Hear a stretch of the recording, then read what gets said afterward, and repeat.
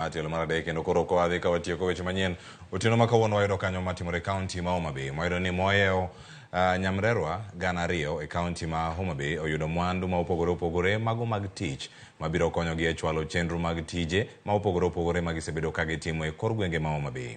Kaka jafwambo marwa e kaunti ma Homa Bay Mano Beach lero gigo mago mag tich no chiwa yanga odiochieng' ma kawuono ne nyamrerwa kod gavana mano ma e kaunti no Gladys Wanga. Nyamrerwa makwan gi gana ariyo mowuok e kuonde chung'ute buche aboro e kaunti ni ne oyudo mwandu ma opogore makoro biro konyogi e chwalo tije kor gwenge. Mwandu ma bende piny owacho mamalo ne ochwalo ne nyamrerwa te nitie kauntis 47 e pacho ka. Mwandu go ting'o masinde ma gibiro tiyogo e pimo tuoche matindo ma osebedo ka chando jopiny e kor gwenge, kaachiel kod gigo ma gitiyogo e geng'ruok e kinde ma gidhi nyime gi chwalo tijegi e kor gwenge. Mondo mi walok thieth, mondo mi waduok indicators ma wan go gichien, konyruok nyalo mana wuok kuom nyamrerwa. Mane kuma konyruok nyalo wuok. Mane momiyo nwawinjore kanyakla ni mondo wayud kits gi, mondo wakel kits gi ne nyamrerwa.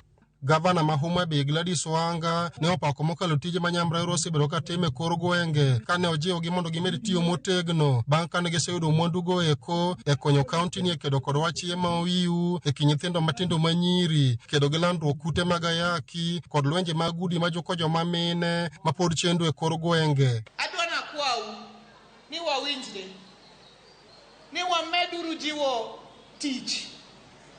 Une ma pachwa te waketo kuomu e kaka wadhi loko indicators wa mag weche mag thieth.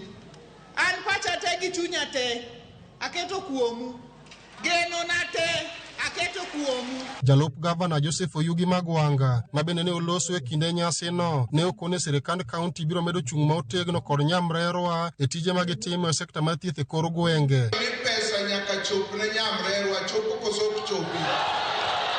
Koro matin modong' mane wawacho ni ichake gi kamoro to dhi chopo kamoro. Wakwayo nyamrerwa ni chiwe that information. The information michiwo no is going to reduce the death rate in Homa Bay County. Information michiwo no is going to increase the life expectancy mar jo Homa Bay ka, including you. Moko kuom nyamrerwa mane walosogo bang' ka giseyudo mwandu go eko okoni mwandu go dhi miyogi mijing'o mar medo konyo jopiny e kor gwenge. Nyamrerwa ne tich mahero kabisa. Nyaka nabede kaneno ka jogweng'wa nigi change, nigi lokruok, obed mon manyuola dala dabal tionge. Nyithindo marem gi ruma soya onge, puonjogi kaka owinjo kata gibi nyathi chiemo chakre ka ni e igi kata kapok ginyuologi. Koro jo kanyo osebedo ka ginyuolo nyithindo ma healthy.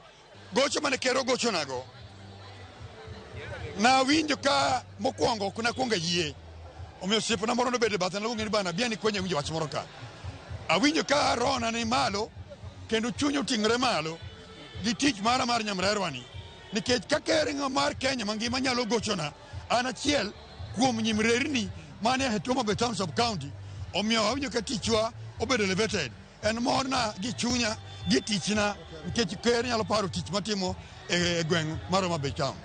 Omiyo oganda wa mathoth ma yande ne tho ngima koro duogo negi nikech wan e jok ma chopo e udi kuonde ma jok ma odak nitie.